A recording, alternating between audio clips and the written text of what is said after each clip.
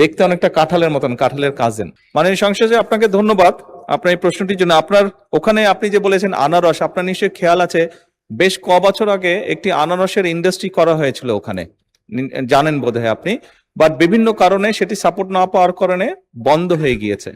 আমরা উদ্যোগ গ্রহণ করছি বিভিন্ন মিল কারখানা যেগুলো বন্ধ আছে সেগুলোকে চালু করার জন্য, এবং কৃষি খাতে যে মিল ফ্যাক্টরি আছে সেগুলোকে আমরা চেষ্টা করছি আবার চালু করার জন্য। এটি গেল একটি। দ্বিতীয়টি হচ্ছে আলাদাভাবে আপনার ওখানে হয়তো ইন্ডাস্ট্রিয়াল জোন করার পরিকল্পনাই নেই আমাদের, কিন্তু যেটা বন্ধ হয়ে গেছে সেটাকে কিভাবে চালানো যায় সেটার আমরা চেষ্টা করছি। আপনি নিশ্চয়ই খেয়াল করেছেন এই কিছুদিন আগে আমি যে চীন সফরে গিয়েছিলাম, সেই চীন সফরে আমরা একটি তাদের সাথে চুক্তি স্বাক্ষর করেছি। আমাদের দেশে যে কাঁঠাল, এটি অত্যন্ত পপুলার। চীনার মানুষরা, চাইনিজ মানুষরা তারা খুব পছন্দ করে কাঁঠাল।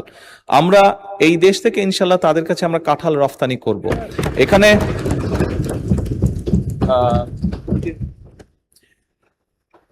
আরেকটি কথা মাননীয় স্পিকার আমি প্রসঙ্গক্রমে বলি। এখানে চীনের যাবার আগে আমি মালয়েশিয়াতে গিয়েছিলাম এবং মালয়েশিয়ান প্রধানমন্ত্রী জনাব আনোয়ার ইব্রাহিম কথা প্রসঙ্গে আমাকে জানিয়েছেন ওনাদের ওখানে একটি ফল হয় দুরিয়ান, দেখতে অনেকটা কাঁঠালের মতন, কাঁঠালের কাজিন।